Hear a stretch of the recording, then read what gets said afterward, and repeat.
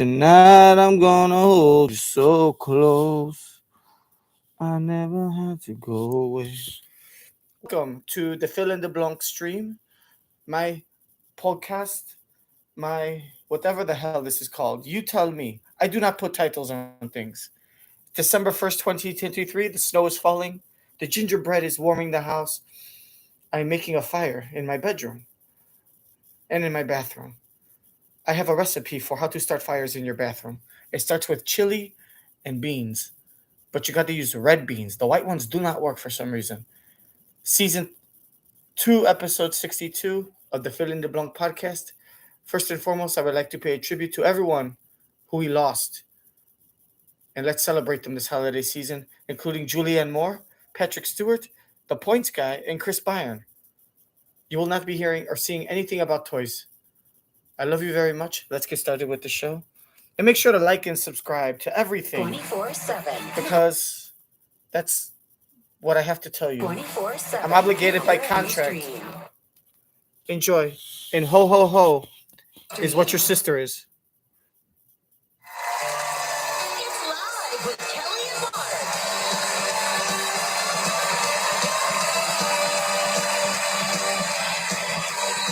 Today, Academy Award winner Julianne Moore. Plus, actor and author Sir Patrick Stewart. Also, holiday gift ideas, courtesy of the Toy Guy. And live show announcer DEJA, that's yours truly, takes a seat at the co-host desk. All next on Live.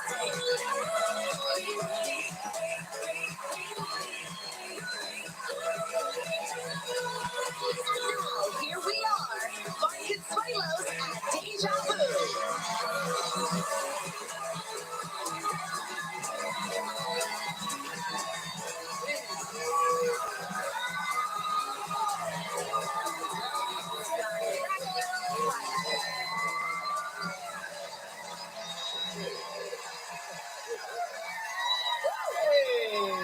Good morning, Friday, December 1st, 2023.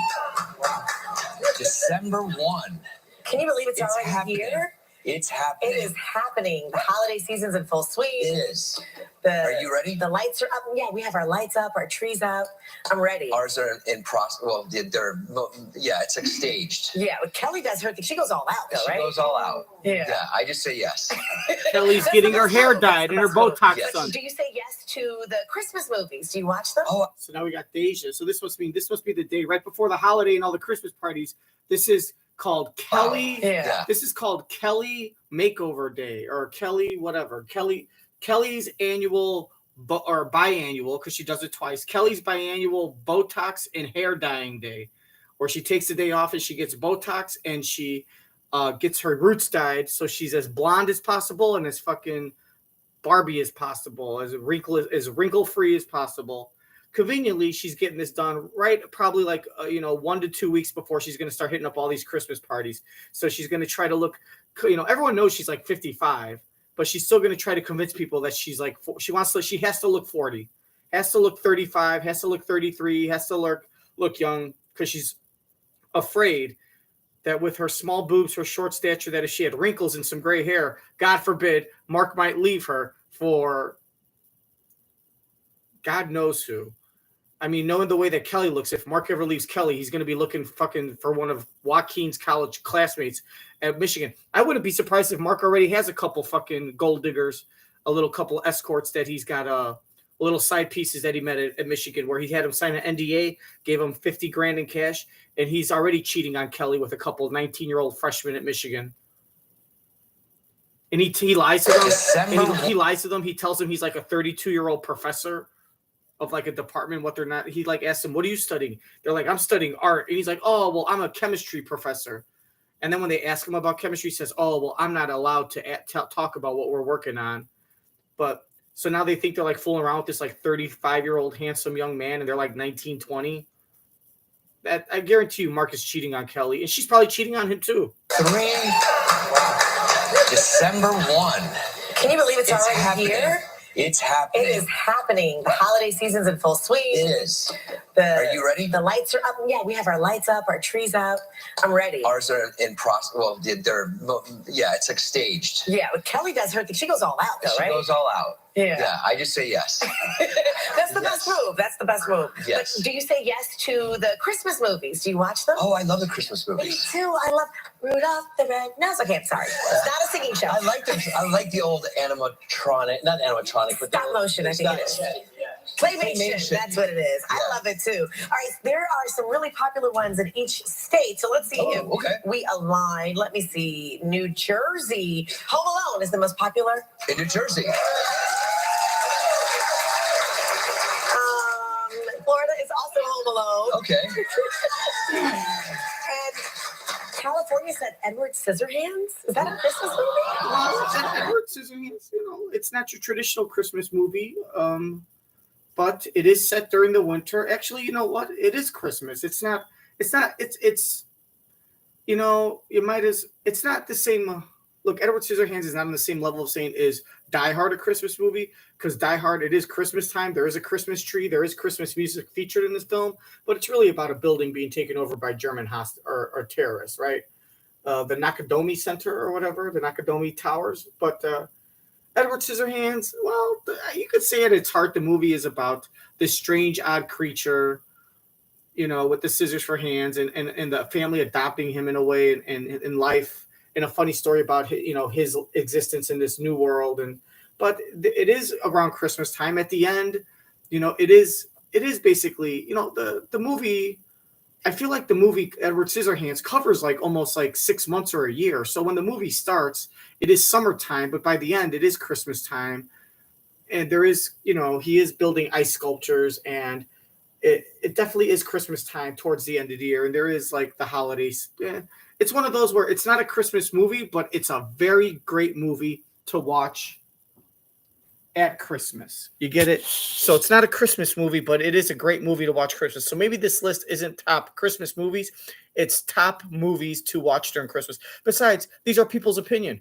If they want to watch Edward Scissorhands during Christmas and they call it a Christmas movie because it's something they like to watch during the holidays, then that's the truth. You can't tell people their opinions are not true. Is that a Christmas movie? I know there's a big debatable one too. Everyone always says it's Lethal Weapon. Die Hard. Die Hard, not Die Hard. Die Hard is a Christmas movie. Is it or not? Great job, co-host. Why don't you get your ass back up to playing the fake music with your computer? She doesn't even play music. She just stands there and dances and presses a button play, presses a button pause, presses a button stop, and then says, "Hey guys, after the break, we're gonna have Mel Gibson talking about his new book called Happy Hanukkah for My Kids." She said it so confidently too. She's learning from Mark. There's a debate whether Lethal Weapon's a Christmas movie. Always says. I messed up. Die Hard, not Die Hard.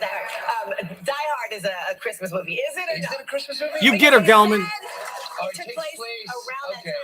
But I didn't see Christmas Story. The Christmas Story, I feel, is on. Because Christmas Story is retired. It is an old movie. Just like you're probably not going to see. See, here's the thing. If you're talking about like institutes, the AFA, or you're talking about like a blog or whatever, or any kind of a newspaper, magazine, whether it's online or not. If you're talking about some kind of like list of greatest Christmas movies by some institute or something, you're always going to have It's a Wonderful Life. You're going to have It's a Christmas Story, right? You're going to have Home Alone. We get it. But if you're going to ask the people and you're going to say, what is your personal favorite movies to watch during the holiday? I think the people, remember, we're not asking for the greatest Christmas movies of all time. We're asking people, what do you like to watch? Because Aretha Franklin might be one of the greatest singers. I don't like to listen to her. She's got a good voice, but I don't really like listening to her music. And, there's a lot of, think about the greatest movies of all time that people say. How many people don't like watching Goodfellas or Godfather, right? Because they're just not into that stuff. So when you're asking, there's a difference between asking what are the greatest and asking people, random people, what their opinions are as to what do they personally like. And I think people don't like watching It's a Wonderful Life. You're basically saying if you could choose, and you could put this in the comment section, if you could choose any Christmas movie for you to watch personally that would entertain you during the holidays, what would it be? And I'm pretty sure Christmas Story and It's a Wonderful Life are kind of played out. They've seen it enough. Hey, what do you want to watch? Oh, I want to watch It's a Wonderful Life for the 850th time. No, you don't. This is not what I like to watch. This is what they put on. It's a tradition. Like, I don't like watching Dr. Seuss, The Grinch Stole Christmas. I don't like watching How the Grinch Stole Christmas. I don't like watching Charlie Brown's Christmas. I don't watch any of that junk. But they put it on because it's tradition. And ABC, CBS, and NBC, the major channels, are afraid of change. And they're stuck in the past because you know who runs the station? A bunch of people born in the 30s, 40s, and 50s. And they want to relive their childhood as much as they could. Because they said it took place around that time. But I didn't see Like this damn Christmas video. Story. The Christmas Story, I feel, is on 24 hours a day. Yeah. During Christmas. Well, that's because it is, you stupid Okay, fuck. so here are the most rewatched holiday classics. I feel like it's All not right, 24 Home hours a Alone, day. It is. 34%. Yeah. Yeah. Everybody loves that one. It's a classic. A Christmas Story. Especially it's a classic for people that are like alive and like adults and kids. Like there's a lot of people, like when Home Alone came out, a lot of people that watched it when it first came out are all like in their 40s and 50s. And even people in their 60s and 70s have memories of watching it with their kids. You know what I mean? And I'm sure as, you know, 10 years later, people that are now in their 20s and 30s watch it. Not a lot of people, no one was alive when It's a Wonderful Life came out. No one watched It's a Wonderful Life in the 70s. Like, it's just, that's an old movie. There we go. Story.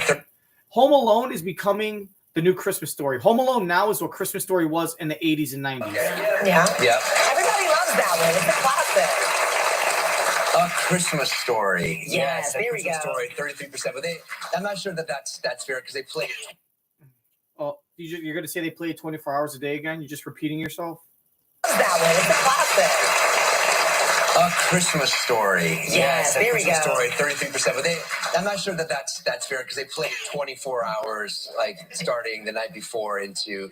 Yeah, but you can't say that's not fair because this list isn't based on ratings.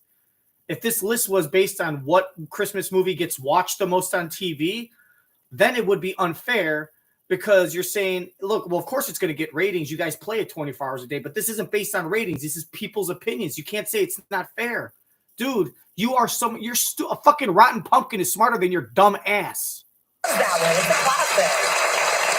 A Christmas Story. Yes, there we go. Story, 33%. But I'm not sure that that's fair because they play it 24 hours, like starting the night before into Christmas. That has nothing to do with Charlie people's Brown opinions. Christmas, 32%. Oh, yes. Wah, wah, wah, wah, wah, wah, wah. Rudolph the Red-Nosed Let's go back. Reindeer. I'm sorry, real quick. I'm going to go back and see if they specifically say these are the most watched or most holiday classics. or most popular. Because if it's most watched, then that's different. Because I didn't see, the most watched are going to be the same Christmas movies that they put on every year. Cable stations, Cable USA, Freeform, TNT, TBS, NBC, ABC, they put on the same stuff. So you know what's going to be the most watched? The fucking whatever the hell you put on TV. Because you're only putting up the same 6 movies all the time. If you put up Tommy Boy and like I said, Goodfellas, or you put up the Barbara Streisand movie where she plays the Yiddish gentleman or whatever. If you put up what's the movie? Oh, Clifford. If you put up Clifford with not Steve Martin. Who's the dork? Martin Short. If you put up Clifford, where Martin Short is a grown-ass, like 60-year-old playing a 10-year-old boy, if you put up Clifford every damn holiday season 30 times over the course of a month, guess what? Guess who'd be on the list? One of the most watched Christmas movies, Clifford. Doesn't mean it's good. It's just that's all you guys put up. You guys air the same shit over and over. Think people care about Charlie Brown's Christmas? Is that a Christmas movie? I know there's a big debatable one too. Everyone always says if Lethal Weapon is Die Hard, not Die Hard. Die Hard is a Christmas movie. Is it? Or Is it a Christmas movie? Because they said it took place around that time. But I didn't see Christmas Story. The Christmas Story, I feel, is on 24 hours a day. Yeah. During Christmas. Okay, so here are the most rewatched holiday classics. All right, Home Alone, 34%. Yeah. Yeah. Everybody loves that one. It's a classic. A Christmas. Yeah, but people aren't choosing to watch it. I mean, they are in a way, but that's what's on. Like, it's one of those where, like, if you're at a party, it's on. You just put it on in the background. You know what I mean? If you didn't put it on, people wouldn't be like going to their streaming services and downloading it and watching it. People wouldn't be paying. People wouldn't be going to Redbox and renting Home Alone. Like, what are we going to do? Home Alone's not on TV. We need to watch it. People wouldn't be going out of their way to watch it. But when you make it as convenient, like it's on 15 different channels over 150 times a month. Okay, so here are the most rewatched holiday classics. All right, Home Alone, 34%. Yeah. Yeah. Everybody loves that one. It's a classic. Oh, good one, DEJA. Everyone loves that one. That's a classic. Got your little stupid radio voice on. That's like, look, saying Home Alone, right, is the top of this list, and whatever you're suggesting, what you're basically doing is saying that, like, one of the, like, is basically like selling a bunch of candy bars outside of like a depository where people buy weed, or a place where people where people like get high. What's it called? Like a weed bar. If people go in and smoke weed at a coffee shop, and then they come out and you sell them cookies and candy, and then you say that, oh, these are some of the top sellers. You know, Tootsie Rolls are some of the best selling candies. Well, if you go out to where stoners are, and all you offer is Tootsie Rolls, of course they're going to buy the Tootsie Rolls. That doesn't mean that's their favorite. Doesn't mean it's good, but that's all you have to offer. If people want candy and go to a candy shop and all you have is candy corn and nerds, guess what the top sellers are going to be? Candy corns and nerds. Doesn't mean they're the greatest. It just means that's all you're offering. You're offering junk. Holiday classics. That's why McDonald's was so successful, because it was the only damn place to get a burger. Doesn't mean it was a good burger. Doesn't mean it was the best. It doesn't mean it was quality. But when all you want a burger, and when you want a burger and all you have around is fucking McDonald's every 5 blocks, guess what? They're going to rake in the numbers. It doesn't mean they're good. It just means it's all they're shoving in your face as an option. All right. Home Alone, 34%. Yeah. Yeah. Everybody loves that one. It's a classic. A Christmas Story. Yes, there we go. Story, 33%. But I'm not sure that's fair, because they play 24 hours, like starting the night before into Christmas. Charlie Brown Christmas, 32%. Oh, yes. Wah, wah, wah, wah, wah, wah, wah. Rudolph the Red-Nosed Reindeer, 29%. Elf, 26%. Christmas Vacation, 25%. That's a good movie. Yeah, that's good. It's a Wonderful Life, 24%. The Santa Claus, 24%. Miracle. Yeah, the Santa Claus with Tim Allen. Does anyone notice that all these percentages are adding up to like 200%? Isn't it? It's supposed to be 100%. You got like 34, 33, 32. I mean, the top three add up to 99%, and then you're like 25, 24. Like, how many percentage points are we dealing with? This is, what does that mean? 33% say yes, and so like Home Alone, 34% people say yes, they like watching it during the holidays, and 66% say no. Because in that case, if 34% say Home Alone, that's not good. That's 1 out of every 3 households, which I guess is a good percentage. It's like playing baseball, right? If you were batting .340, you'd be in the Hall of Fame, right? I guess so. That's what they must be doing. They must be asking people, do you enjoy watching this movie during the holidays? And 25% say into Christmas. Yes, It's a Charlie Wonderful Brown Life. Christmas, 32%. Oh, yes. Wah, wah, wah, wah, wah, wah, wah. So what we can deduce from this data is that 1 out of every 3 household basically watches whatever the hell the networks put on the TV, and they just turn on whatever's on. Because I remember when I used to go to my family's house for Christmas, there we had 2 TVs, and one of them did have the Christmas Story playing, but no one was really watching it. Maybe you'd see some older adults watching it and some kids that maybe hadn't seen it, but no one chose to put that. Some adults just put that on to fit the theme. Into Christmas. Charlie Brown Christmas, 32%. Oh, yes. Wah, wah, wah, wah, wah, wah, wah. Rudolph the Red-Nosed Reindeer, 29%. Elf, 26%. Christmas Vacation, 25%. That's a good movie. Yeah, that's good. It's a Wonderful Life, 24%. The Santa Claus, 24%. Dumbass. Miracle on 34th Street, and Die Hard, 14%. People are still watching Die Hard. Elf was on.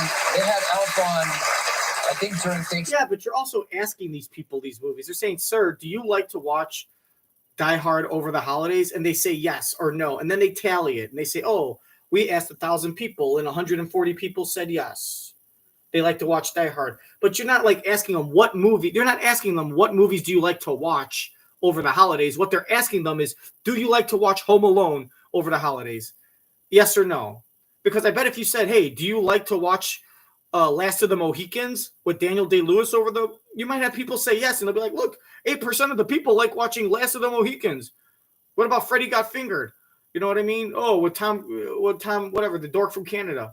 Hey, do you like watching Top Gun during Christmas holidays? Oh, 12.5% of the people said yes, they like watching Top Gun during the holidays. And because they misconfuse it and they think you're asking, would you watch Top Gun over the holidays? Or they just vote for a movie they like. During the Christmas season, do you like watching the Godfather trilogy? Yes, I do. Like, yeah, I like watching that movie and I would watch it. So then they put you down for yes. But it's like, but then if you rephrase it, is that a Christmas movie? They would say no. Well, why would you watch it? Because you asked me, would I, if it was on? No, I'm not asking you, would you watch it if it were on? Would you choose to watch it? Well, is it on my TV? Because yes, but I wouldn't pay money to watch it. Like, what do you? These questions are all skewed. They're all messed up, and they're basically they hold no value, and it's a big fucking waste of time. So far, the first 4 minutes of this show is a big fucking waste of everyone's time. And Die Hard, 14%. It's fucking December. Find fucking irrelevant to talk about. They had Elf on, I think, during Thanksgiving. Yeah? Like Thanksgiving afternoon or the day after Thanksgiving for 24 hours. I missed it. And you watch it, and you always catch something that you didn't catch the first time. Yes. You know, gosh, Will Ferrell's so funny. He's amazing in that movie. And I heard that even some of the scenes, like when he eats the spaghetti with the syrup, that's a thing now at certain restaurants. They do it for the holidays. Oh, really? Have you ever tried that? Spaghetti with what? With maple syrup, right? Isn't it syrup? Oh, yeah. Oh really?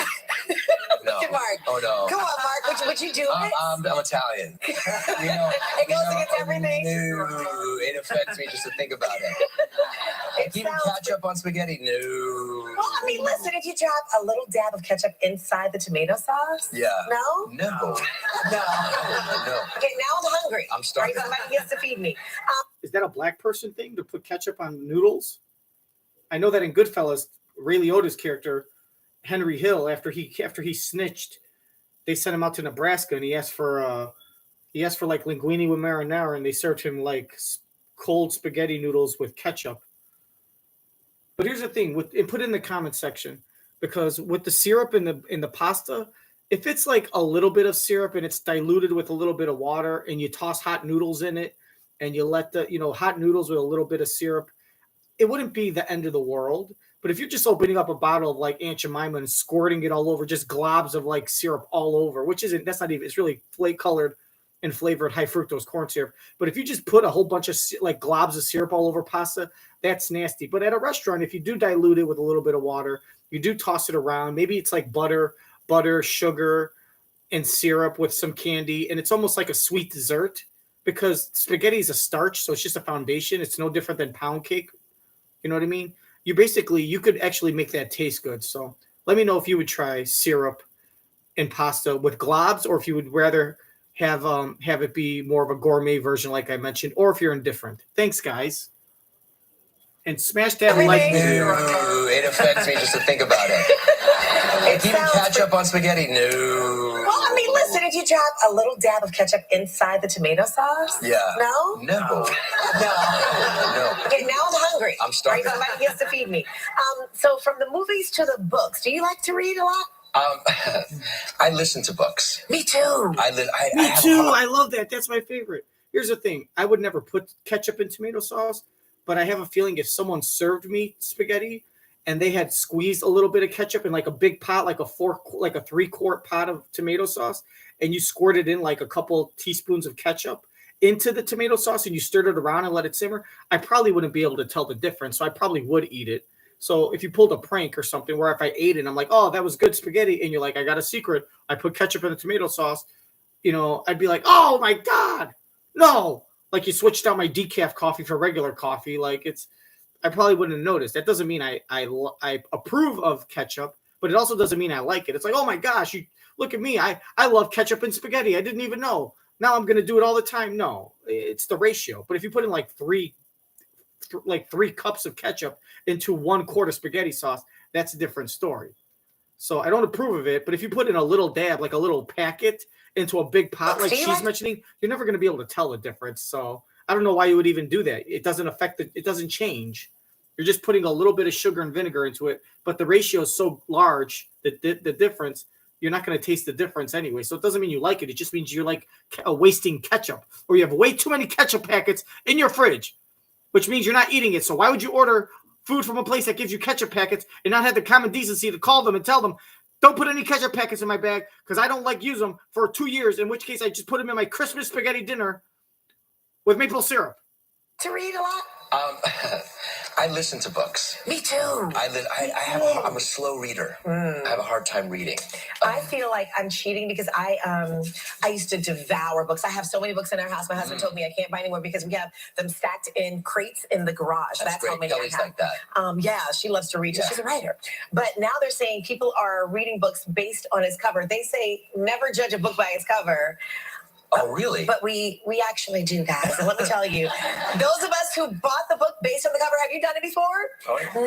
96% of us said that we really liked the book because the cover was Because nice. of the cover. So you're basing the book on the cover. I mean, I look at the cover, then I read the inside flap and all that. I like when you're on vacation and everybody has the same book. Yes. You'll see, like, it's a hit. You The know, beach it's a reads. beach read. I remember A Million Little Pieces by James Fry. Yes, everybody was Yeah, into a very that one. controversial book. Yeah. But everybody had that on the beach, and that had a good cover. Yes, but now Really on the cool beach cover. this year, I had my Audible because I listen not only in the car, a lot of us drive around and we're stuck in traffic, but I was listening on the beach as well. Oh, really? I want to know though. Okay, you can put this in the comment section, chat. Who the hell goes on vacation and reads? These are the same people that go on vacation and they spend all day in the hotel room watching TV. If you're on vacation, go out and explore the place you're at. I would never take a vacation to like West Virginia Beach or Virginia Beach or Miami and then sit on the beach and read. I would go swimming. I would go out to restaurants. I would go sightseeing. I'm not going to sit there and read. To me, I could sit in my backyard and lay out in my bikini and read. I don't need to go to Miami and spend $1,500 to read a damn book on my vacation. Is it cheating though if you say that you read the book but you really listened? I don't know, DEJA. Is it cheating if you wear a toupee and dye it black at the age of 52 when you can't even read my English? Audible, because I listen not only in the car, a lot of us drive around and we're stuck in traffic, but I was listening on the beach as well. Oh, really? I want to know though, is it cheating though if you say that you read the book but you really listened? That's really debatable. No. But I did. I remember I was working on a movie once, and this guy thought he was really smart. He portrayed himself as really, really smart. And he was carrying this book around, like, look what I'm reading. I'm reading Proust. And I was not having it. And so we were having breakfast. Every day we'd have breakfast at the same place before work. And he was still on the same page. 6 months. 6 months. Did you ever call him out on it? Nope. But you know who you are. He knows who he is. Yeah. Is your winter jam-packed with holiday gatherings? Yes, right? Did you guys feel like you're invited to everything? Families, parties. There's the business parties. There's the live Christmas party. Oh, I'm invited to the live Christmas party this year. Yes, yeah. Because I'm part of. Do you want me to come, Michael? Yeah. You're Mark of Kelly and Mark. Right? I'm Mark of Kelly and Mark. Yeah. I'm not going to work for my gifts, though. I'm not going to need the Hunger Games that you guys do for. Well, Mark, if you're part of the family, you got to do it. Yeah. You have to get there on time, Mark. I got there late last year and everything was gone. Oh, really? Yeah. The TV was gone? The TV was done. Screen? Yeah. They're like, oh, they already gave away all the I hear prizes. there's going to be a PlayStation 5. Really? That's right here. Is that true, Delman? No, Mark just made that up. I think you should do that. I think you should put a PlayStation 5. The gamers. Yeah, I feel it's you're inundated with just so many invitations. Like if, for instance, if I tell you that if you say we should get dinner during the month of December, and I say we should, Ain't gonna happen. it's not gonna happen. It's never happening. Most commonly Americans will be attending Thanksgiving dinner, 74%, Christmas parties, 66%, or dinners, 65%. They'll anticipate they'll go to New Year's party, 54%, or a Friendsgiving dinner. I like a the Friendsgiving dinner. But what do you do during the holidays for like Christmas? Do you gather and give presents? Then are you supposed to give the gifts ahead of time, or do you wait? Yeah, we typically do a couple on Christmas Eve. But usually after Mass, like we go to a Mass on Christmas, right? So we don't necessarily have to do it on Christmas Day. Yeah. So I have to sleep in. So that was kind of our our negotiation with the kids Of growing up. course. We're going to go to church first, and then if we go to church, then you can open a couple gifts. Yeah, I love it. Yeah. I love it. That's the way to get them in. How about you guys? We do it. Hubby Lish and I do ours Mm-hmm. that morning, and then we go over to my in-laws, and it's like a gazillion of them, and we have like a name drawing thing. They've gotten really technical. They use the app, so we call it, who has this one, and we have registered and everything, and bought the gifts there. So we have to wait till everyone opens every present. It's fun, but it's long. It's long, It's yeah, long. and the wrapping paper like everywhere. Yes. Would always make me really nervous. So I would just kind of like just bring a garbage bag and ask people who are gifts. Oh, what did you get? Great. That's awesome. What did you get? And Kelly would stare at me. I just have a little bit of, the neat freak in me. You know what? But now the kids, they're older now. The boys will they bring garbage bags with them upstairs. Oh, see, you They raised them well. well, Dad gets nervous. I like it. We don't want Dad to get nervous. Anytime you want to bring that bag over to our house and help do that, Mark, by all means. Kelly says by the time the presents are open, there's no sign of Christmas whatsoever. We have a great show today. Big show. Yes, on today's show we have Julianne Moore. Sir Patrick Stewart is here. Stewart. And we'll take a look at the hottest holiday toys with the toy guy, Chris Byrne. All right, now before we get to your game, Mark, we gotta see and check up on your actual game of being able to stump people and stuff, Mark. Right? Yeah, my I have your stats. averages. Okay, tell me. Your So stats. this is for November then, right? This is for November. Okay. All right, drum roll. Lights, please. Your November average what? And here's and this is his little secret, which I'm sure all of you know. No matter what the percentage is, he's gonna act like it's good. That's all he does. And he goes, yeah. She'll say the percentage, she'll say 37% or 37.8%, or they don't do that. They say 378. So she'll say 378 and he'll be like, yeah. He's like, that's awesome. 378. Hey, if I was a baseball player and I batted 378, I'd win the batting title. I'd be in the Hall of Fame. And if he says and then if it's even more, if it's like 46%, 462, he'd be like, that's really good. He compares it all to the batting average, which is terrible.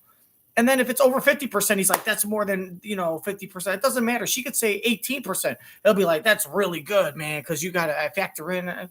He's going to, no matter what it is. I'll say this.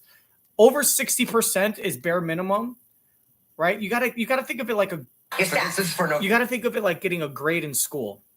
All right. When I was in high school, it was very simple. 90% to 100% was an A, 80 to 89 was a B, 70 to 79 was a C, 60 to 69 was a D. If you got 59% or lower, that's an F. So when he gets like 48% right, that's like getting a 48% on a high school test. That's an F. That's a fail. But he chooses to say, oh, it's like a baseball batting average. Dude, it's one-on-one. It's more like a free throw percentage. If you shot 48% from the free throw line, you wouldn't be winning any free throw titles, and you probably wouldn't be on the team unless your name's Shaquille O'Neal, because that's the only person that can brag about shooting 48% from the free throw line. So think of it like a grade school. 60s is a D. It's passing, but it's a D. You really can't be bragging until you're around, I'll even say, even if you get more than 55%, at least you're getting every other, and that's like decent. It's acceptable, but 60% is brag worthy. 50% is worthy of, it's acceptable, but if you're going to brag, you got to get at least 60%. And 66, which is 2 out of 3, is really the bragging. If you brag about 62%, it's a pity applause. I'm not really thinking that you're good. 66 is where I'm going to start really thinking, okay, this is decent, right? But 60% is 50 is acceptable. 60 is pity claps. 66 is where we start getting into the real territory of not bad, okay? Even though that's a D. But once you get into 70 and 80, that's where you get C's and B's, and that's where you could, maybe get into a community college. So watch her tell the number, and he's going to act like, yes, that's great. Oh, man, I'm so good. I'm so good. Because he thinks you're stupid enough to believe him. Okay. All right, drum roll. Lights, please. Your November average was? 0.65. Whoa! I did pretty. Yeah. That's pretty good. 65%. That's incredible. That's better than a coin toss. Coin toss. What did I do last month? Wow. How's your English skills? That's better than a coin toss. But see how he tries to glorify it more than it is. He tries to be like, wow, that's better than a coin toss. A coin toss is 50-50, and I did 65. That's 15 points higher than a coin toss. You're supposed to do better than a coin toss, though. Lights, please. Your November average was 0.65. Whoa! I did pretty. Yeah. That's pretty good. 65%. That's incredible. That's better than a coin toss. Coin toss. What did I do last month? October was 0.61. So you improved. I did better. I thought I was having a rough November. No, I'm getting so good. All right, so wait, now let's do your career average. Drum roll. 0.581. All right. Listen, I'm striving. I want to bat 700. Okay. I'm gonna get into the 700s. I'm gonna rob people of those mugs. Okay. He's the December. Grinch. The Yes. Grinch who stole the mug. That's right. All right, so let's see how you do in December. Guys, you know what time it is. It's time to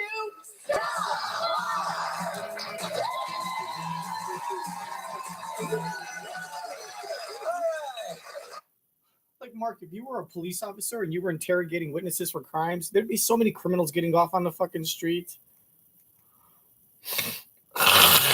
All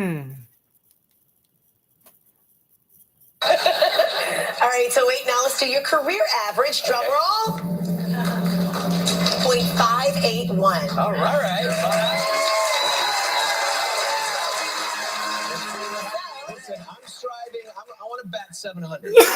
I'm gonna get into the 700s. Oh my god! I want to see if she said the word improved or grooved.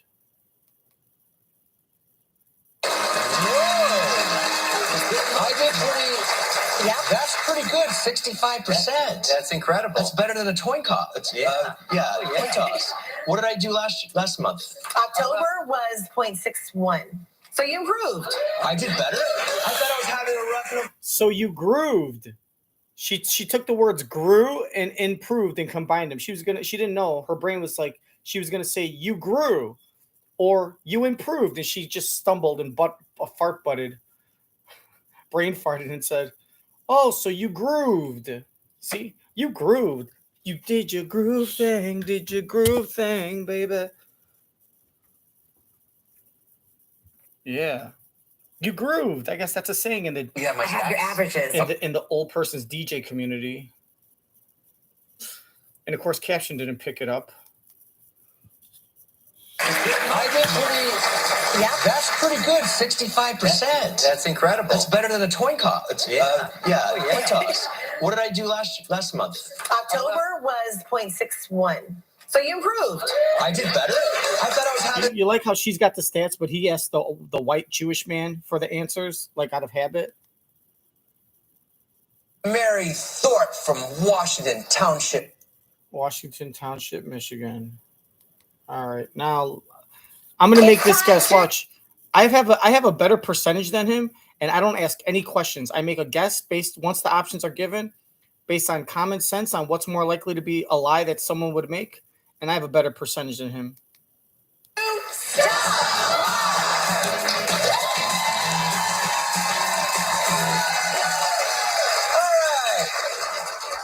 Let's say hello to Mary Thorpe from Washington Township, Michigan, who watches the show on WXYZ. Good morning, Mary. Good morning, all. Now, you're a Michigan fan, yes? Yes, I am. I love the Lions. Go Blue. Oh, well, that's Detroit Lions, but it's okay. They're also really good. They're also really, really good. Yes, All right. I love the Michigan Lions, and the University of Michigan Pistons are my favorite lacrosse team. Mary, you know how this game is played. You have given us. Mary, do you watch hockey? I do. I love the Detroit Blue Angels. Go Blue. Oh, well, that's Detroit Lions, but it's okay.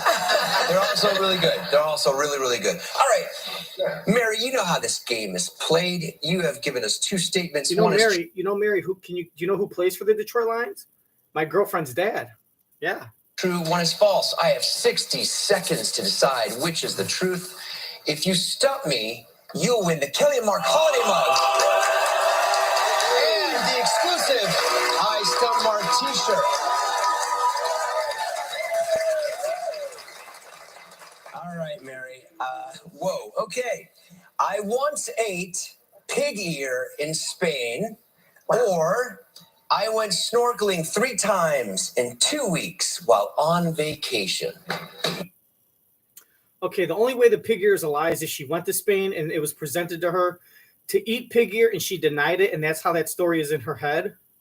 But I think when you're in Spain, if you're the type of person that goes to a restaurant that serves pig ear, you eat pig ear. You don't go to a restaurant that offers delicacies and then say, "Ew, that's gross." So guess what? She ate pig ear in Spain. That's the truth. Snorkeling 3 times in 2 weeks. You know, could be 4 times in 2 weeks, could be 1 time in 2 weeks, could have been 3 times in 3 weeks. But you don't travel to Spain from Michigan and go to a restaurant that serves pig ear and then deny it. You don't do that. You don't travel halfway around the world and go get offered something by a chef in a restaurant in a strange country and pass up that once in a lifetime opportunity. If you didn't like pig ear, you would have never gone to a restaurant that served pig ear. It's a lie that you've been snorkeling. I'm going to say the truthful statement is I'm going to say it's true that you once ate pig ear while in Spain. No clues necessary, no questions asked. All right. How was the pig ear in Spain? I did not care for it. Tasted like cartilage. Like cartilage. Well, because it's cartilage. Was it like burnt crispy? No, it was just cartilage. Do you have any questions? Did you put any hot sauce or anything on it to make it taste better? No, they don't have hot sauce. It came in like a stew. No.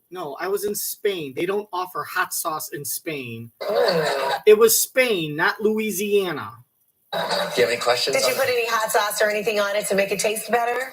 No, it was Spain, it came not Louisiana. in like a stew. Okay. There was rice and red sauce in it.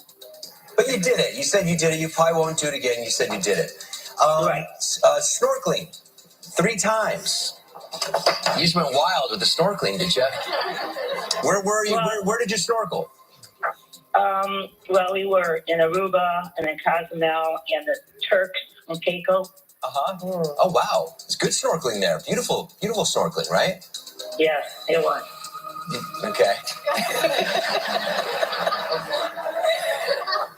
She gave you something to work with, Mark. Do you have an instinct of which one it is? I don't know. The pig ear thing sounds like it could be believable. I think so too. Yeah. I think so too, because I'm not sure I'd want to eat pig ear. Yeah.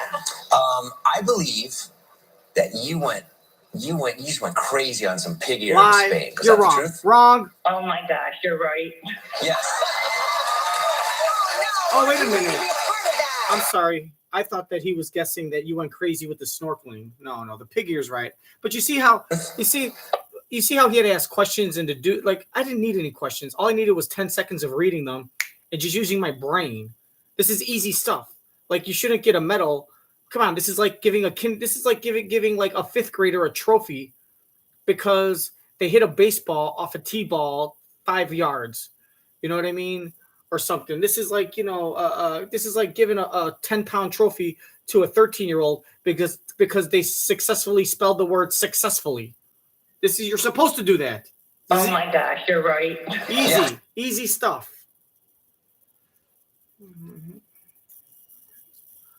I'd want to eat pig ear. Yeah. I believe that you just went crazy on some pig ear in Spain. Is that the truth? Oh my gosh, you're right. Yes. Oh no, Mark, you made me be a part of that. Starting December off with a big win. Don't have the natural born intelligence passed down through your DNA to do what I do. And the Turks and Caicos. Oh wow, it's good snorkeling there. Beautiful, beautiful snorkeling, right? Yes, it was. Okay. She gave you something to work with, Mark. Do you have an instinct of which one it is? I don't know. The pig ear thing sounds like it could be believable. I think so too. Yeah. I think so too, because I'm not sure I'd want to eat pig ear. Yeah. I believe that you just went crazy on some pig ear in Spain. Was that the truth? Oh my gosh, you're right. Yes. Oh, no. You made me be a part of that. Starting December off with a big win. Yeah, it was her just describing it was just cartilage. Yeah, I'm sorry, Mary. You didn't win the mug or the t-shirt, but you still have a chance to win a valuable trip. It's time to fall into the holidays travel trivia.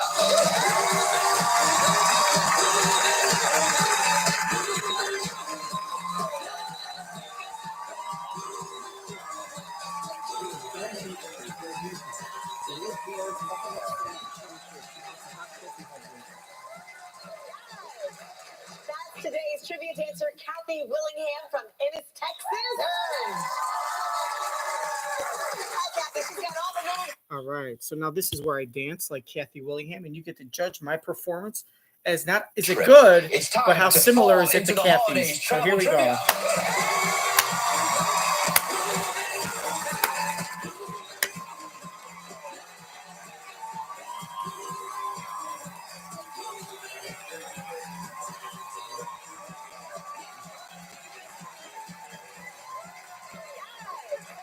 That's today's trivia dancer, Kathy Willingham from Ennis, Texas. Hi, Kathy. She's got all the moves, and she's here on a girls' trip. Oh, of course. Shout out to the girls. All right. All right. Spin that wheel and let's see what they're playing for.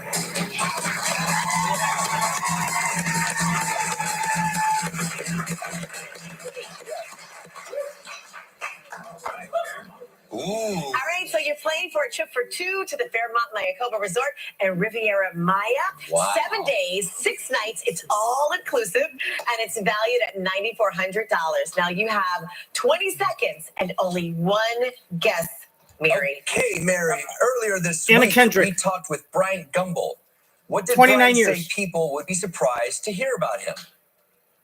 Is that he's actually white? He identifies as Caucasian. That he cries openly and easily. Yes. Yes, Mary! Congratulations. You and a guest will enjoy 7 God, days. I'd hate to see him live. I'm sure. Well, I was going to say I'd hate to see live a clip of him live from 9/11, but I'm actually going to look that up. I'm sure Brian Gumble had to be working somewhere on the air when 9/11 happened. He must have been sobbing Congratulations. like an anorexic Italian from Jersey. 7 days and 6 nights at the Fairmont Mayakoba Resort in Mexico. Taste from the unique essence of the Riviera Maya. Fairmont Mayakoba blends effortlessly with its leafy oceanfront setting. This AAA 5-diamond luxury resort showcases a thoughtful, casual elegance while providing genuine exemplary service and distinct, locally inspired experiences. Your price is valued at approximately $9,400. All right, congratulations, Mary. Now, Thank you. you're welcome.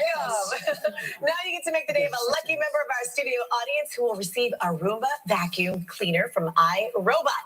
Please pick a number between 1 and 157. 122. 19. No, fuck, no. Oh, hit, baby. Well, if you take away the 100 Another happy customer. and you take my guess at 22, Coming up next, Julianne Moore. I'd only be 3 off. She's kind of hot. Talk about a gilf. Still ahead, alive. We'll take a look at the hottest holiday toys. Sir Patrick Stewart. Coming up next, Julianne Moore.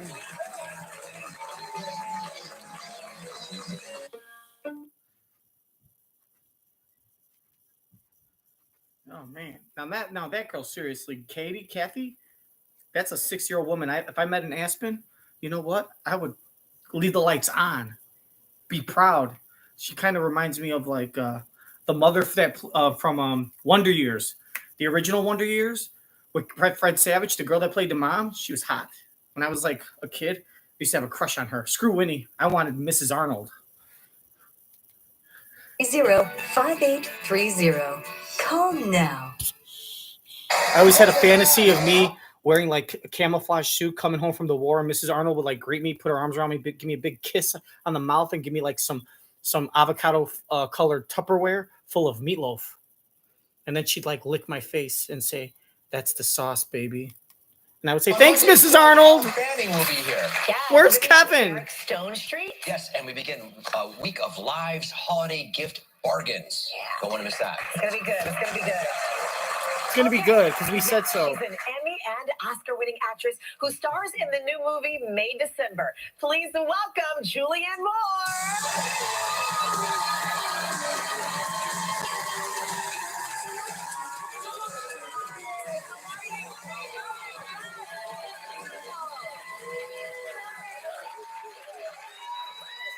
How's it going? How are you doing? How are the kids? They're great. They're really grown up now, Are like yours. Are you empty nesters like us? Yes, we are. Yes, my kids are 21 and 26 this weekend. So yeah, definitely. Same. We have the same ages. Yeah, very similar, right? So you're getting a taste of, and because one still comes, they still come back. Come back, but it's not the same. It's not the same.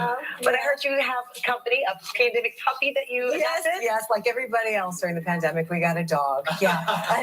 And also because as the kids get bigger, you're like, oh, I think I need another baby. So then you end up with a dog. Like No, you got another one. we right? got one during the Yeah. pandemic. I was away. Right. I was away, and I was told they were getting one. Oh. I was very much against it, Julie. I was like, we're not having this, and now it's you're my happy favorite. now. Oh, it's my favorite Yeah, dog. of course. Our dog is named Hope. Hope. And she does this. I know she's so cute. She's a pit mix. We thought she was a lab mix, but she was a rescue. So then you get them. Well, that's a big surprise. Oh, yeah. Yeah. But she's so sweet, and when we come home, she moans because she's so happy. She goes, She's talking to you. I know. Now, I know Kelly and Mark had this debate, but Yeah. does your dog sleep in the bed with you? Oh no. You won that one, huh? No. Yeah, I won that one. Well, she's big too. She's Yes. not a little dog. She's like a 50-pound, dog. Right. She's pretty hefty. Yeah. So but you We know that I've given up.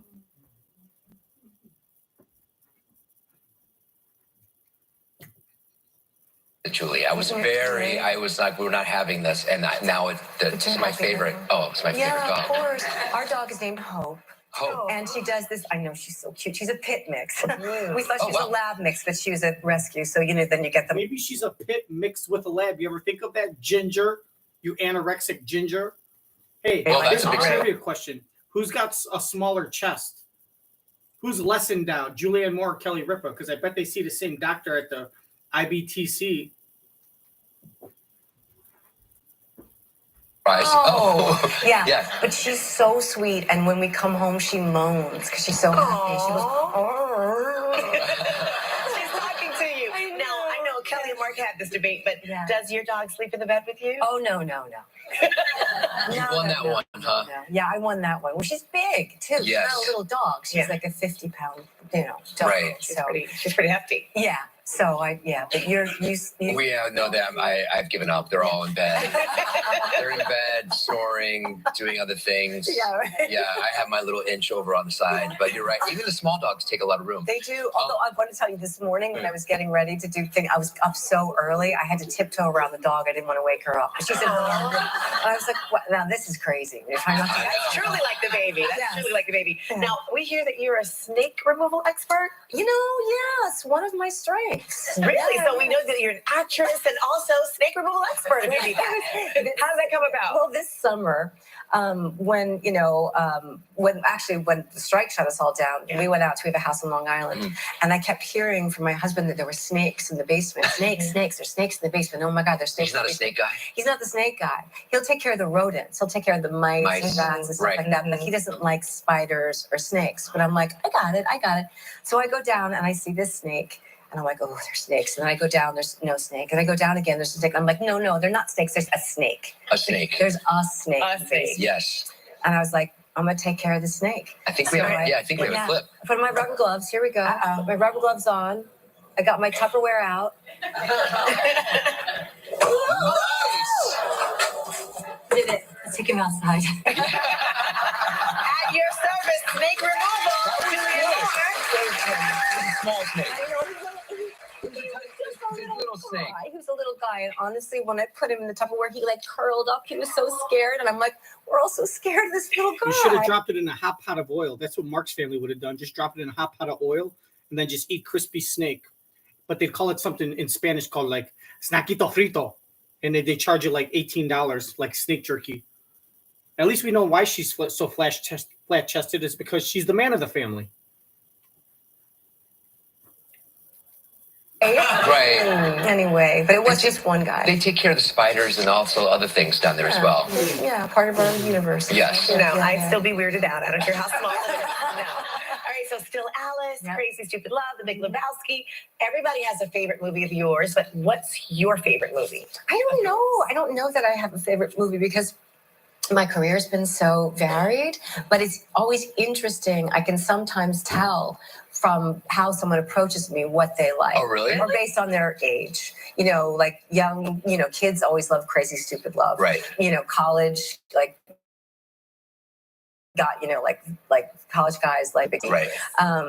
They'll be, oh my gosh, actually I was in a rest stop getting a bagel on my way out to Long Island, and the lady at the bagel place was like, I know you're Carrie's mom, not from the first one but the second one. And I was like that's what you know? And I was like yeah. So anyway, it's always interesting to hear. Yeah. All right, we need to take a little break, but we'll come back in a moment with Julianne Moore. Stick around.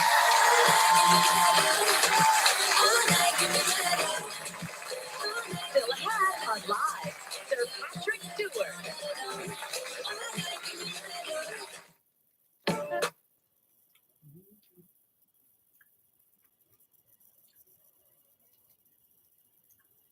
My Tupperware out.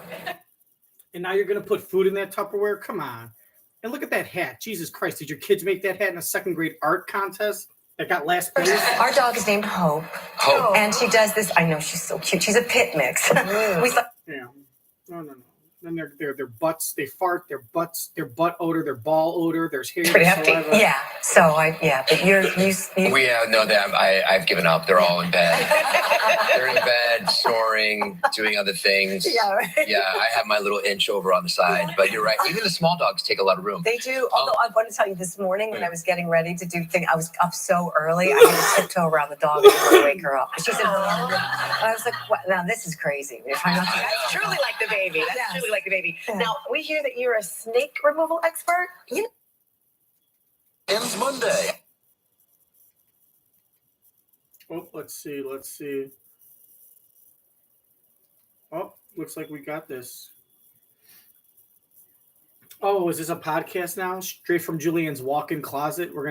Let's watch you talk to other people.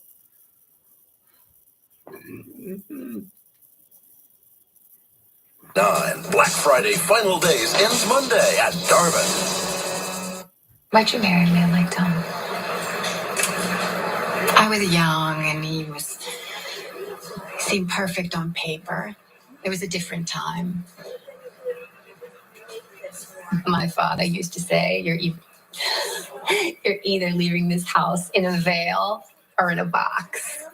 No. All right, so that was a clip from May December. Tell us about what inspired the story. Okay. All right. So it's a complicated story. Mm-hmm. The story is about a woman, my character, is someone who had a sexual relationship with a boy when he was 13 years old, and then goes to prison and has children with him while she is in prison, and then marries him. And this is 20 years in the future. And Natalie Portman plays an actress who's coming to observe our family because she's going to play me in a movie. Yeah. So it's a story that's inspired by the Mary Kay Letourneau I remember story. that. Yeah. But it is not that story. It sort of takes that idea, that basic idea, and kind of goes with it. But did you ever have to follow somebody around like that when you're an actor? Always. Well, even in this, I'm like, my character, is a baker, is a home baker, and sells cakes out of her house, and also arranges flowers. So I went and talked to a home baker and watched her do it, and learned how to bake a cake and box it up, and all the kind of endless florist too. I did all this stuff from actual people, so I could do it in a movie. So Natalie Portman could, watch me do it as she played the character. Meta. Wow, so we do it all the time. Yeah. Yeah. Director Todd Haynes. Yeah. You've worked with him how many times? Five times. Oh, wow. I know. It's the great honor of my life. He's just an extraordinary talent and a wonderful person, and I feel so fortunate. You guys must have a shorthand now, right? Yeah, I think we do. I mean, it's easy for me to. He's very, very good at communicating what he wants. So, and I think I'm pretty attuned to him. But it was wonderful, and I love Natalie so much. And you got to work with my good buddy Your friend Charles. Charles, he's So so proud of him. fantastic. Yeah. He's just. I can't imagine anybody else in this part. He's just wonderful. Really, really wonderful. Well, thanks for stopping by. Thank you. We'll call you if you have any tips. Thanks, Julianne. May December is now playing in select theaters and on Netflix today. Coming up next, Sir Patrick Stewart. Stick around. Monday online. Elle Fanning.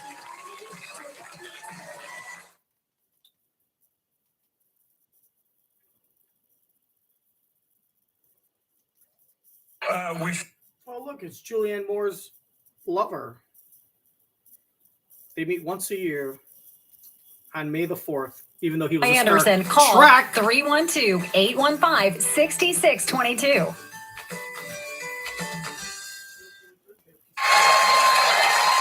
Welcome back. He's one of the most admired actors and an absolute master at Shakespeare. Now he's given us a glimpse into his world in his new memoir, Making It So. Please welcome back Sir Patrick Stewart.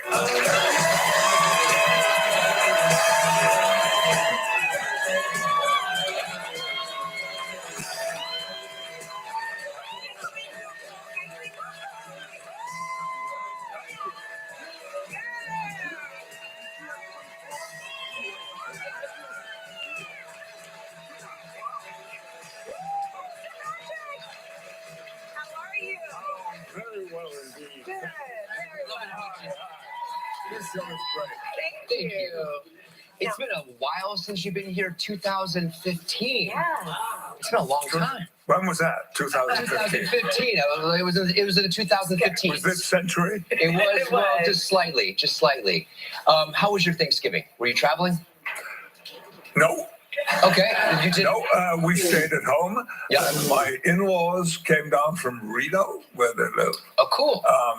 Judy and Bill, my wife's parents. A lot of crumble. Whatever kind of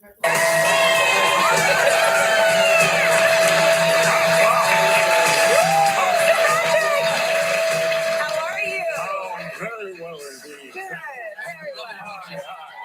This show is great. Thank you. It's been a while since you've been here, 2015. Yeah. It's been a long time. When was that? 2015. 2015. It was in the 2015. Was this century? It was, It well, was. just 8 slightly. years Just ago, slightly. sir. How was your Thanksgiving? Were you traveling? No. No. Okay. You did. No, we stayed at home. Yeah. And my in-laws came down from Reno, where they live. Oh, cool. Judy and Bill, my wife's parents. Mhm. And we had a couple of friends come over. And it's my favorite American holiday, Thanksgiving. It's a good one, right? Yeah. Did you cook anything? I'll tell you why. It's a present-free holiday. Oh, I mean, am I not right about You're that? right, you're right. You don't give presents on Thanksgiving. Yeah. And Right. because present buying is the... it is. My wife's birthday is 2 days before Christmas. Oh, I'm sorry. So, I mean, Yeah. presents. So this afternoon, bam, I hit my... See, for wealthy people though, for rich people, that's a blessing because your wife is now getting twice as many gifts. But for poor people, guess what? Poor people and middle class people, they get screwed. All right. So while your wife might get 10 presents for Christmas and then another 10 presents for her birthday, guess what? A smaller class person, someone who's not rich, especially kids, you know what? You know how many presents they're getting? They're getting 10. They're getting their 10 Christmas presents and 0 for their birthday. But the people that give them the presents are saying, well, 5 are for your birthday and 5 are for your Christmas. And if you do get 20 presents, guess what? They're all cheap. Like one of your presents is going to be like a pack of batteries or like a $5 gift certificate to like Starbucks to get like a half a coffee. You know what I mean? or it's a stupid little T-shirt they got at the Salvation Army or the thrift store for like $2.50. My wife's birthday is So 2 days before. You either get half the amount of gifts, or you get the same amount of gifts, but you get extremely cheap, useless gifts. Christmas. Oh, I'm sorry. That's why it's like, if you're born around Christmas, just say, you know what, just give me cash and I'll do something with it. At least I could salvage this shitty arrangement and make some kind of money. Yeah. Presents. So this afternoon, bam, I hit Madison Avenue and see what I can find. You're going to be in the thick of it, really. Yeah. Thick of it. All right, so talk to us about what led to you acting as a child. Acting? Yeah. Acting. Well, a very famous British comedian once said, when he was asked about acting, said, acting? Acting is yelling! Okay. And he said, look, and they asked him, do you go, he said it's one of his favorite American holidays because it's not a gift-giving holiday, you know? And they asked him, do you travel? And he said, no. He's like, I didn't do anything. It's one of my favorite holidays. Well, because I'm over 80 years old and I'm English. I just sit on the TV. I just sit on the couch all day. And my wife does all the cooking and serving. I don't do anything. I don't have to give any gifts. And I have my wife serve me because she's my servant. I come from the old school. You guys wish you had it like me. Well, he would have said, you guys wish you had it like me. In my very, very modest school, secondary modern school, which was ultra non-academic, and you left there at 15. But when I was 12, we got a new English teacher, and he was the first person to put a copy of Shakespeare into my hand. Wow. And he cast me in a play with adults, because most of the... Oh, see, that's how you really say it. You don't say adults, you say adults. That's how adults say adults. This school, secondary modern school, which was ultra non-academic, and you left there at 15. Okay, I just want to hear what you said before. Jesus fucking Christ. Merry Christmas. Said, when he was asked about acting, said, acting? Acting is yelling! Okay. An English teacher in my very, very modest school, secondary modern school, which was ultra non-academic, and you left there at 15. But when I was 12, we got a new English teacher, and he was the first person to put a copy of Shakespeare into my hand. Wow. And he cast me in a play with adults, because most of the teaching staff were actors in the neighborhood I came from. Every church, every chapel, every Salvation Army unit, every Methodist place, they had drama groups. So it was not unusual. You weren't thought weird, you know, if you were going to be on stage pretending to be somebody else. And I loved it because I didn't like who I was anyway. Yeah. I mean, Patrick Stewart. You say that acting was your safe space as a child. Why was that? I walked on to our school stage for the first time before a rehearsal, and nobody was there. The auditorium was empty and the stage was bare. And I walked onto the stage and just stood there. Wow. And I mean this very seriously. I had a feeling that spread over me that was unique. And it was feeling of absolute safety. Wow. Now that's, I know it makes no Your sense. DEJA chime in with her. Wow, that's so amazing. Unique. And it was feeling of absolute safety. Now that's, I know it makes no sense because I was on the stage and, you know, standing up there all alone, vulnerable. No, I understand. It's you feel safe because if people don't like your performance, you feel like they're not disliking me, they're disliking the character. It's almost like if I did a movie, if people come up and say, we didn't like your performance, I don't feel like they're giving me, I don't feel like they're dissing me, right? If they come up and say, they don't like my performance, I say, hey, That's okay. It wasn't my choice. I just did what the director told me to do. So if you didn't like my character in this movie, blame the director. He's the one that told me to do that. I was just doing what I was told to do. You know what I mean? I didn't choose to act that way in the movie. Other people chose for me to act that way, and I just did what they did. So I'd be like, so you're not saying I'm a bad actor. You're saying that my director was a bad director. I feel safe. Yeah, no, you that's, can't blame me for anything. On the stage. And when you like my performance and you praise me, I take all the jewelry, I take all the gold. So when you don't like me in a movie, I blame the director and the producer. But when you like my performance, I say that was all me. So everything's positive. Win-win. And, you know, standing up there all alone, vulnerable. But no harm could come to me, I thought, while I was on stage.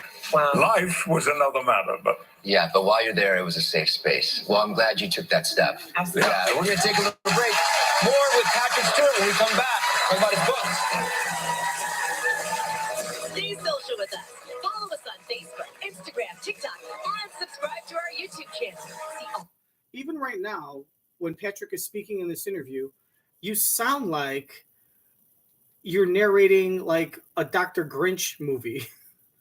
You sound like you're narrating like a children's Christmas movie. Elf Banning! You've received so many nominations, Emmys, SAG, Golden Globe. Plus, Eric Stonestreet from the new Disney series, The Santa Clauses. Well, actually, we should clarify something for Elle Fanning. The SAG Awards is a nomination for having the smallest, droopiest breasts in the world, and she is nominated for the English division, just to get that straight away. It has nothing to do with acting. She's nominated for a different SAG award. But put in the comment section and like this video if you agree.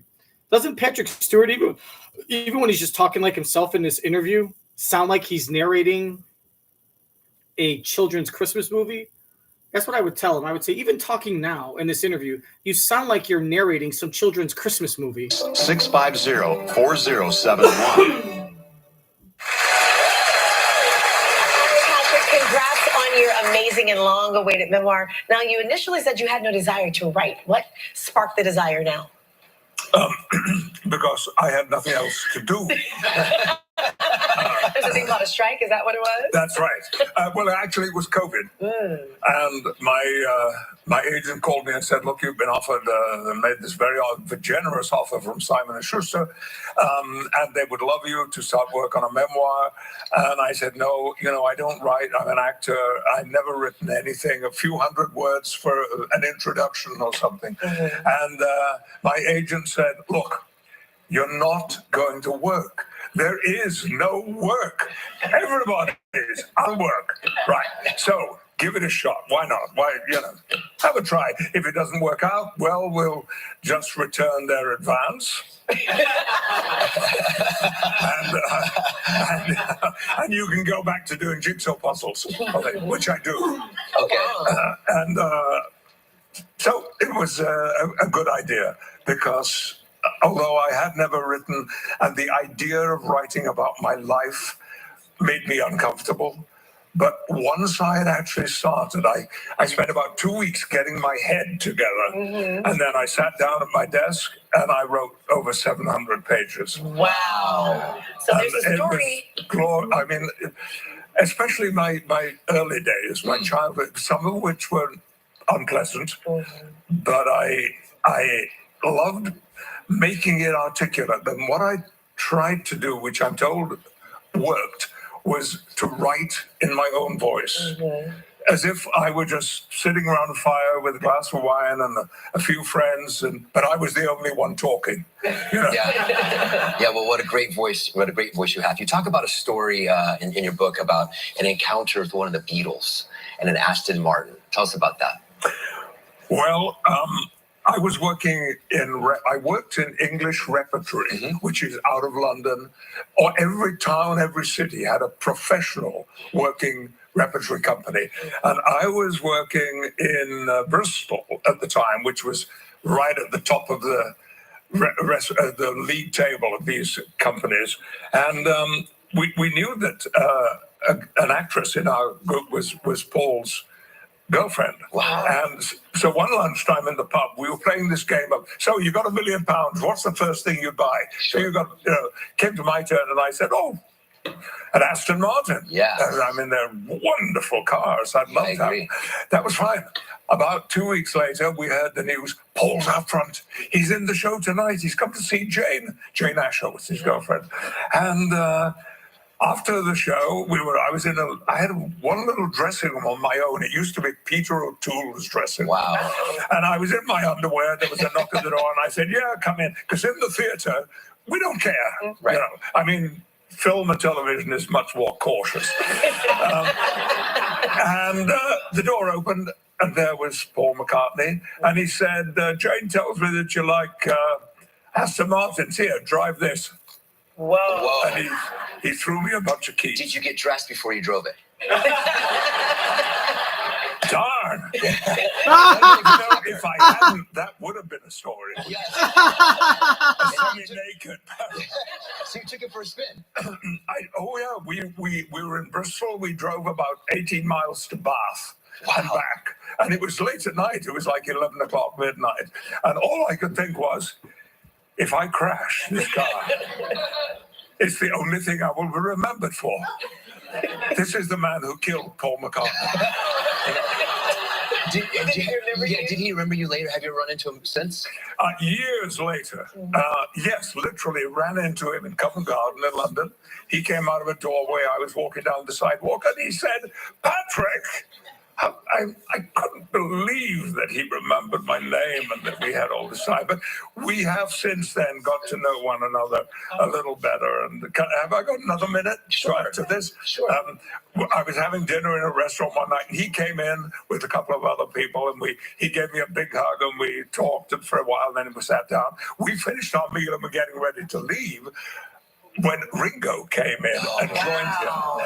And oh my God, Ringo. And Paul came over to say goodbye, and he hugged me, and he said, "You know Ringo?" And I said, "Well, yes, but I've never met him." So he said, "Hey, Ringo, come in. And he said, "Just a minute. Ringo, Sir Paul, Sir Patrick." Wow.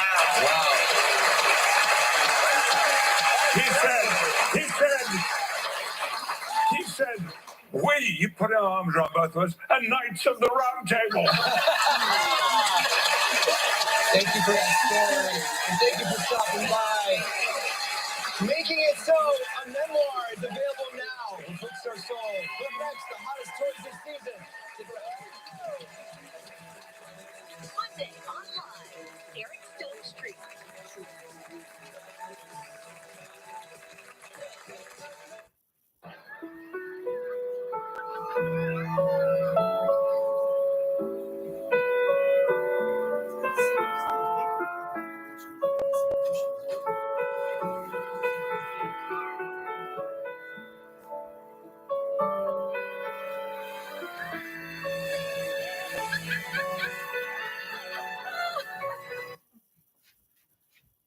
In my life, I loved you more. In my life, I loved you more. 13. Then how did these four fabulous... Now I'm very sick, so that's not my true falsetto.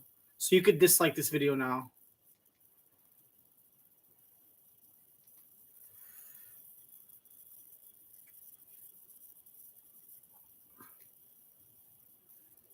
by holding nothing back. Next, Hammer Hall. Today at 1 on ABC 7. Ho, ho, ho. Let me tell you.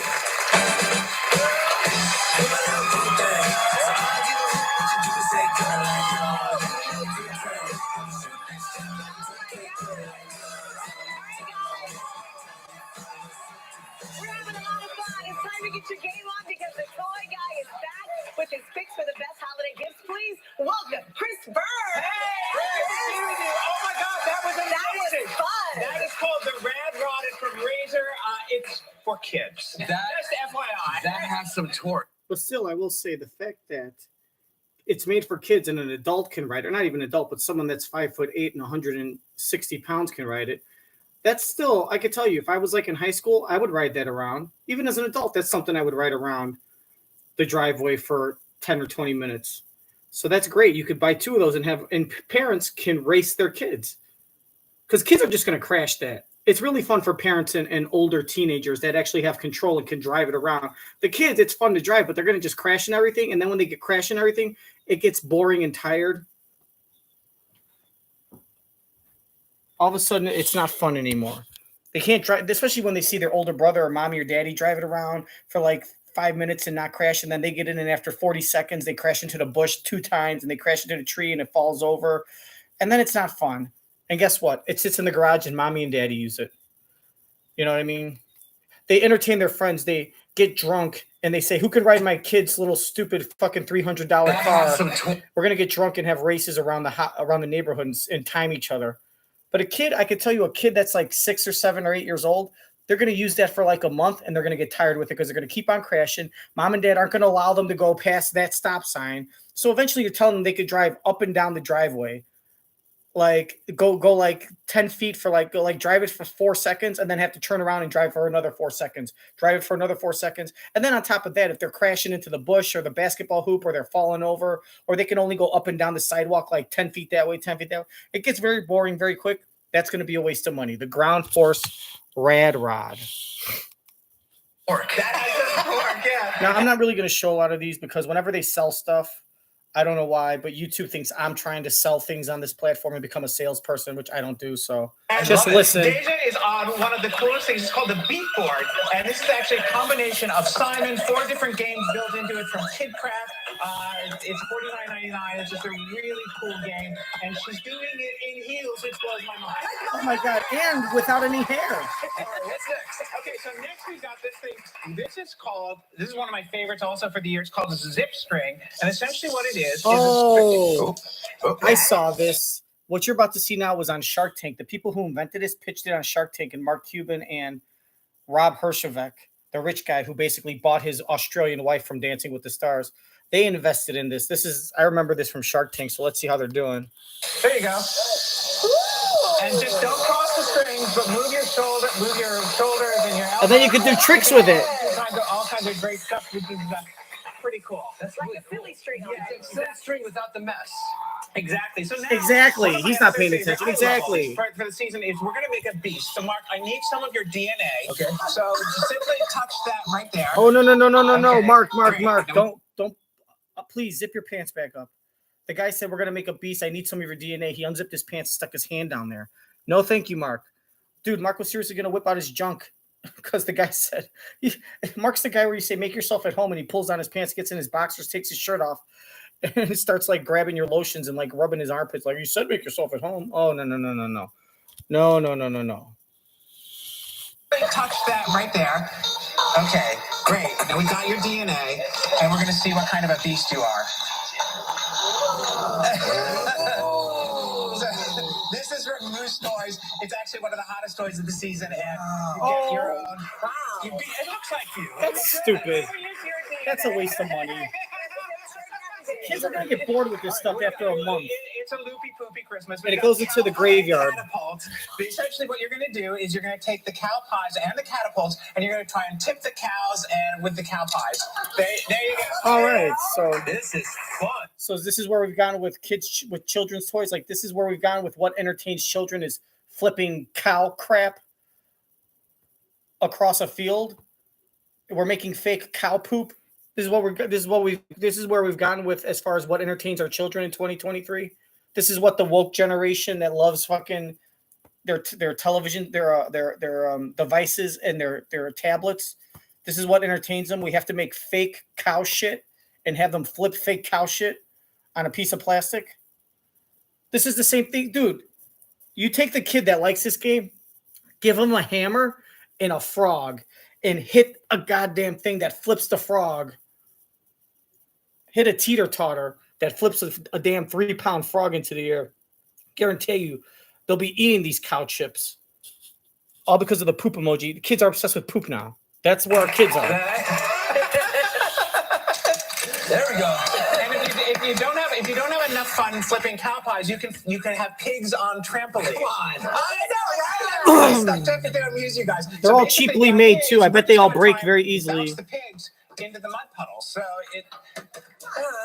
it's got a little bit of a learning curve, but well, it'll keep your kids occupied. Definitely. It does keep your kids occupied. Is a drawing game for two. So you and I, Mark, are going to draw, and we're going to try and have DEJA guess what we're going to draw. Oh, so Pictionary. So you're basically fucking repackaging Pictionary from 40 years ago. Is a drawing game for two. So you and I, Mark, are going to draw, and we're going to try and have DEJA guess what we're going to draw. So it's Pictionary, guys. We're going to draw that.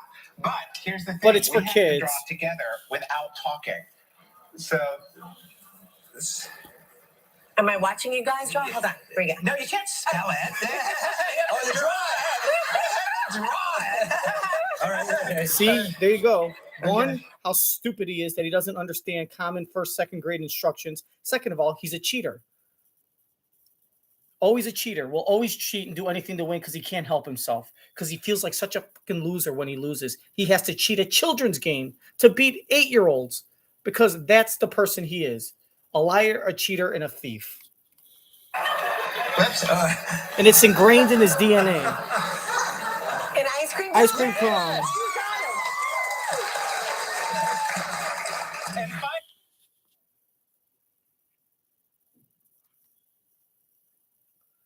Draw that. But here's the thing. We have to draw together without talking. So. Am I watching you guys draw? Hold on. Here we go. No, you can't spell it. Well, he's got a smartwatch on saying, Mark, congratulations. You are smart this hour. Person at flying things. Okay. This is called, this is from Sharper Image.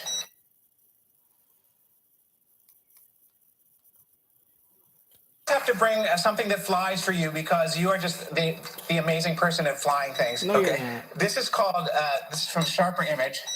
There we go. And now, there you go. Oh, okay. So it's a mini drone. It's a very small juvenile drone for kids. It's a drone. From the Sharper Image is there.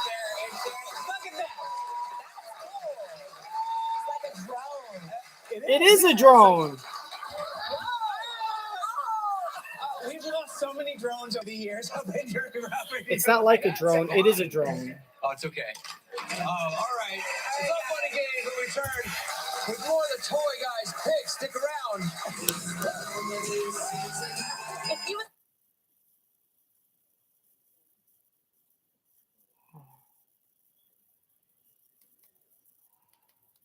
$24.99 for the pigs on trampolines. Come on, fuckers.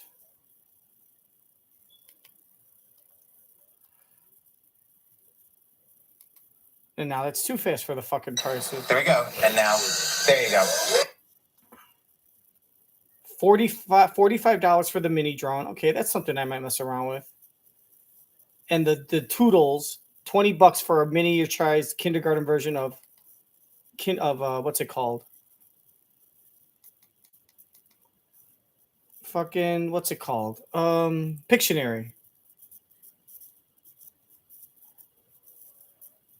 Oh, something with a screen. That's all we need. Let me guess. This one's $500, and this is going to be the one that your kids want. Oh, this is cable sucks. People. 312-815-6622.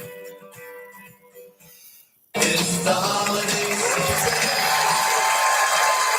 We are back with Chris Byrne, the toy guy. What are we doing here? You're playing WarioWare 200 mini games. What you're doing right now is playing Buttagram because you have to draw the shapes with your butt against the clock to beat the clock. And it's whoever does it. There's so much fun with this. You're playing on the Nintendo LED Red, which is just a really great Nintendo Switch. Really fun way. We're about that holiday, those holiday calories, which is really fun. So the game is only $50, but the console to play the game on is probably like $500. So beware of that. Only $50. Yeah, well, you got to buy the console. So. Now, something I really love this. We talk a lot about sustainable. This is made of cardboard. This is from VTech. It's called the Edge Racers. You're going to start it up, and you can draw on the cardboard. We're going to get this guy going. Super cute, just really fun, and just you can create. Yeah. Give him a push. There you go. You can do all kinds of different configurations with it. It's $19.99 from VTech. Wow. Yeah, I know. It's really cool. Does it go upside down like a roller coaster? Oh, for all the girls and Mark. From LOL Surprise, which you may have heard of. I'm going to ask you to rub the rub the magic lamp here. Oh, Go God. ahead and wet the bottle, and it's Yeah, going go to pop ahead, rub open. it. There you go. Ooh, and Mark just got a little doll to play with when no one's looking. Keep rubbing. There you go. I like that. This is the magic fairies from LOL Surprise. It's really kind of cute. Okay. And then what happens? finally, And let me this tell you. game Let is me ask you with that. What happens when your kid plays with that? And after the first time when they rub it, like what happens after the first time they rub it and the little fairy gets out and goes flying? It's kind of like, okay, does it do anything else? No, that's it. You maximize that gift. What are they going to do? They're going to do it 10 times in a week or two, and then it's in the graveyard. Like I wouldn't be surprised if a kid gets that, and then the parents show them how to do it. They go, oh my God. And then they do it once or twice and say, oh my God. And then they realize that's all it does. And they don't want to do the same thing over. That's garbage. You're going to spend $20 for a kid to use it for a week. A total of like 90 minutes over the course of 2 weeks at most. You basically rented and then you're going to resell it on eBay? Go ahead, whatever. Waste your time. So it's $19.99 from VTech. Wow. Yeah, I know. It's I really, mean, I wouldn't be it's surprised. really cool. Seriously, I wouldn't be surprised if kids rub that, the fairy goes out, and then they say, "Okay, what's next?" And they're going playing with it. 5 minutes, they're done forever. You may have heard of. I'm going to ask you to. Then next year they're into like boys rub and the magic lamp here. makeup. Go ahead, and $30 and it's going to pop for open. a There you 10-minute go. rental. Keep rubbing. There you go. Waste. Fairies from LOL Surprise. It's really kind of cute. Okay, and then finally, this game is something that I really love. It's called Drench. It's from Mookie Kim.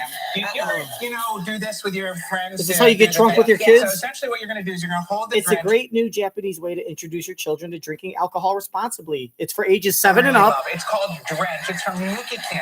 Do you ever, do this with your friends? Do the thing. Yeah. So essentially what you're going to do is you're going to hold the Drench and you're going to pull the tab. Uh-oh, guys, And here we you're go. going to pull it a couple of times. You just keep pulling it.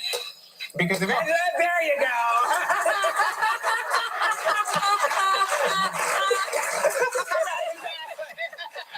That's another one where a kid does it one time and then they're like, great, what else does it do? Nothing? I'm done. What did he do? They do it 1 time, 2 times, and then it's done. Finally, this game is something that I really love. It's called Drench. It's from Mookie Kim. Do you ever, do this with your friends? Do the thing. Yeah. So essentially, what Who you're do gonna the do is you're thing? gonna You ever hold the done this with Drench your and you're friends who gonna do pull the tab. thing? Uh-oh, guys, And here we you're go. gonna pull it a couple of times. You just keep pulling it. Because there you go. And then it comes, DEJA doesn't do it because DEJA, it's like, DEJA didn't know how to operate the machine, so then she just stopped.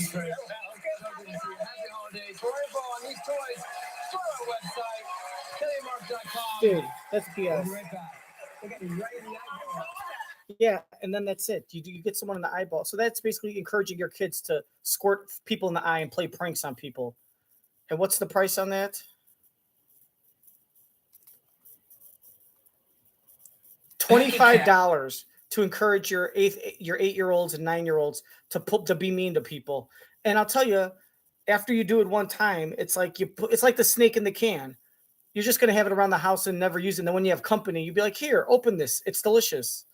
And then even the fact that DEJA couldn't do it, she's like this 1, 2, 3, and it's not working, And then like eventually, then it works, and it's like, okay, that's it. Like it should have been sharp. DEJA's wasn't working good. It's $25. It's cheaply made. It's a piece of crap. And after using it, after using it for a few days, it's going to go in a box or it's going to go in like on top of the fireplace. And guess what? You're only going to pull it out for like company and say, oh, let's try to play a prank on Mr. Jennings. And then once the kids turn like 11 or 12, they're going to be into sex and nudity and looking at boobies and stuff on the internet. And it's going to be a waste of $25. You're better off, instead of spending $25 on that junk, you're better off spending $10 on taking them to like a restaurant and buying them like food that they like and taking some pictures and creating memories, like real talk. Can also deplete CoQ10 levels. That's why my doctor recommended Qnol CoQ10. Qnol, the brand I trust. Well, your doctor's an idiot, Tony Hawk. Welcome back to the inbox. What do you got? All right, Kim B from Malden, South Carolina. Carolina says, so many people like White Christmas, but Holiday Inn is truly a gem. It was the movie where the song White Christmas was premiered, and it's my favorite Christmas movie. Oh, yeah. very nice. Dorothy L. from San Diego, California says, Die Hard. And that's also where they got the movie. That's where they got the name for the hotel Holiday Inn, is they stole it from the Bing Crosby movie. But they said they stayed at the place called the Holiday Inn. They said, we're going to take that name and make a whole chain of hotels, because people will think they're staying at a hotel that reminds them of that Bing Crosby movie until 10 years later when everyone died and all the new people that were adults and parents had no idea what the hell you were talking about. Holiday Inn is truly a gem. It was. Oh my God. Oh my God. It was the movie where the song White Christmas was premiered, and it's my favorite Christmas with movie. David Bowie. Yeah. Very nice. Dorothy L. from San Diego, California says, Die Hard is a great action movie, and I love Bruce Willis in it, but it's not a Christmas movie. I'm not sure over Christmas time, though. Okay, stirring up the controversy. Cindy D from Cedar Point, North Carolina says, I love the old movies or musicals like White Christmas and It's a Wonderful Life, but Holiday with Cameron Diaz and Jude Law, I can watch 1,000 times. Oh, that's amazing. I love that movie. It's my favorite. Louis Davis from Hooksett, New Hampshire, with a little puppy next to a beautiful Christmas tree. Yeah. I have another one here, too. Susan Gronke from Barrington Hills, Illinois says, sometimes getting up at 4:30 a.m. can be serene. Beautiful. This is from Judy Hatfield from Emmaus, Pennsylvania, our beech tree. Oh, nice. And this one, she says, Angie James from Rennes, Georgia. Merry Christmas from Georgia. Linda Curran. It figures in Georgia they would just put a bunch of like leftover scraps of fabric on the tree. We gotta save, and Emmaus, Pennsylvania, our beech tree. That's what you call being thrifty down in Georgia. Thrifty. And this one, she says, Angie James from Rennes, Georgia. Just Merry some like Christmas from Georgia. they were making like socks and they had leftovers. Linda Curran from Reading, Pennsylvania, got the holiday mug and coasters and ready to tumble. Here we go. Oh, they're ready. Yes. People are weirdos that spend all that money on that junk. Trudy Gallinati from Brooklyn, Michigan. My live Christmas mug. Look at that. DEJA. Look at that. She collects them. She's got Kelly around. Where's the Kelly and Michael? That's what I want to know is where's your Kelly and Strahan? Oh, gang, man. Trudy Gallinati from Brooklyn, Michigan. My live Christmas mug. Look at that. DEJA, thank you so much. Thank you, Mark. It's been a lot of fun. It's been great. On Monday, we have Al Fanning on the show. Eric Stewart Street. And another week of holiday bargains. Yes, have a nice weekend.